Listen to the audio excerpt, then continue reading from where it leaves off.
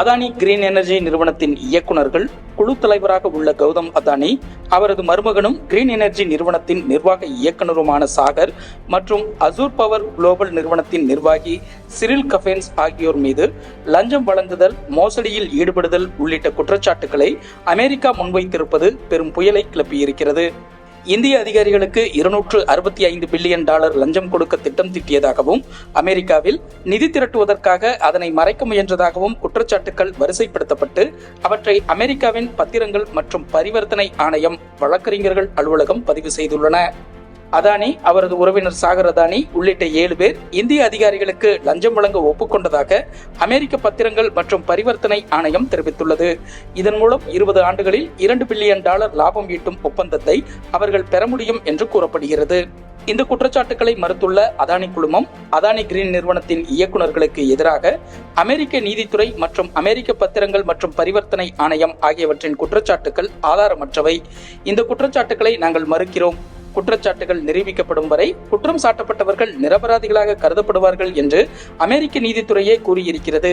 எனவே சாத்தியமான அனைத்து சட்ட வழிகளும் ஆராயப்படும். அதானி குழுமம் எப்பொழுதும் உயர்ந்த தரமான நிர்வாகம், வெளிப்படைத்தன்மை மற்றும் ஒழுங்குமுறையை பராமரிப்பதில் உறுதியாக உள்ளது.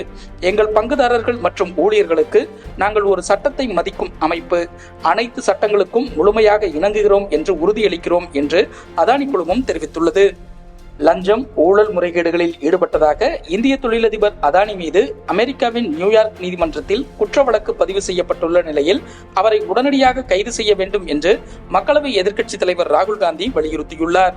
செய்தியாளர்கள் சந்திப்பில் பேசிய எதிர்க்கட்சித் தலைவர் ராகுல் காந்தி, இந்த நாட்டில் பல முதல்வர்கள் எளிதாக கைது செய்யப்பட்டு சிறையில் அடைக்கப்படுகிறார்கள். ஆனால் ₹2000 கோடி ஊழல் செய்தவருக்கு பிரச்சனையே இல்லை. அவர் கைது செய்யப்பட மாட்டார் என்பது அனைவரும் அறிந்ததே. ஏனென்றால் அதானியை இந்திய பிரதமர் பாதுகாக்கிறார். மோடி அதானி ஊழலில் கூட்டு என்பது இதன் மூலம் தெளிவாகிறது என்று தெரிவித்துள்ளார். அதானி விவகாரத்தில் சட்டம் தனது கடமையை செய்யும் என்று பாஜக தேசிய செய்தி தொடர்பாளர் சம்பித் பத்ரா தெரிவித்துள்ளார். டெல்லியில் உள்ள பாஜக தலைமை அலுவலகத்தில் செய்தியாளர்களிடம் பேசிய அவர், ஒரு தனியார் நிறுவனம் தொடர்பான செய்தி இன்று காலை முதல் ஊடகங்களில் ஒளிபரப்பப்பட்டு வருகிறது. அந்த நிறுவனத்துக்கு எதிராக அமெரிக்காவில் வழக்கு தொடுக்கப்பட்டுள்ளது. குற்றச்சாட்டுகளும் எதிர்குற்றச்சாட்டுகளும் வந்து கொண்டிருக்கின்றன. தன் மீதான குற்றச்சாட்டுகளை அந்த நிறுவனம் மறுத்துள்ளது. இந்த விவகாரத்தில் சட்டம் தனது கடமையை செய்யும் என தெரிவித்தார்.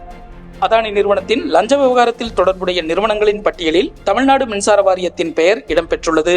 அது மட்டுமின்றி லஞ்சம் வழங்குதல் தொடர்பான அந்த ஆவணத்தில் குறிப்பிடப்பட்டுள்ள காலகட்டத்தில்தான், அதாவது 2021 செப்டம்பர் 16 அதானி குழுமத்தால் உற்பத்தி செய்யப்படும் 1000 மெகாவாட் சூரிய ஒளி மின்சாரத்தை இந்திய சூரிய ஒளி மின் உற்பத்தி கழகத்தின் வாயிலாக வாங்குவதற்கான ஒப்பந்தத்தில் தமிழ்நாடு மின்சார வாரியமும் இந்திய சூரிய ஒளி மின் உற்பத்தி கழகமும் கையெழுத்திட்டுள்ளன.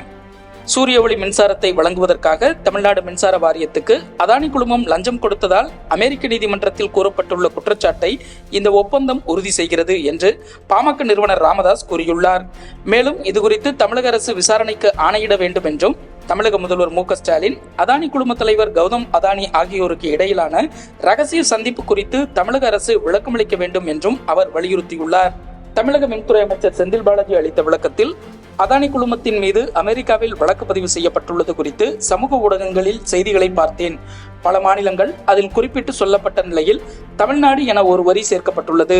தமிழ்நாடு மின்சார வாரியத்தை பொறுத்தவரை அதானி நிறுவனத்தோடு எந்தவிதமான வணிக ரீதியிலான தொடர்புகளும் கடந்த 3 ஆண்டுகளாக இல்லை என்பதை தெளிவுபடுத்தி விடுகிறேன் என்று கூறியுள்ளார். ஓசூர் சம்பவத்தின் எதிரொலியாக தமிழகத்தில் வழக்கறிஞர்கள் மீதான தாக்குதல் சம்பவங்களை தடுக்கவும், மாவட்ட நீதிமன்றங்களில் கண்காணிப்பு கேமராக்கள் பொருத்துவது உள்ளிட்டவை தொடர்பாகவும் உள்துறை செயலாளர் மற்றும் டிஜிபியுடன் ஆலோசனை நடத்தி பரிந்துரைகளை அளிக்க தமிழ்நாடு பார் கவுன்சிலுக்கு சென்னை உயர்நீதிமன்றம் உத்தரவிட்டுள்ளது. கடை வாடகை மீதான GST வரியை முறையாக மறு ஆய்வு செய்து வணிகர்களோடு கலந்து பேசி அதன் பின்னர் அமல்படுத்த வேண்டும் என்று தமிழ்நாடு வணிகர் சங்கங்களின் பேரமைப்பு வலியுறுத்தியுள்ளது.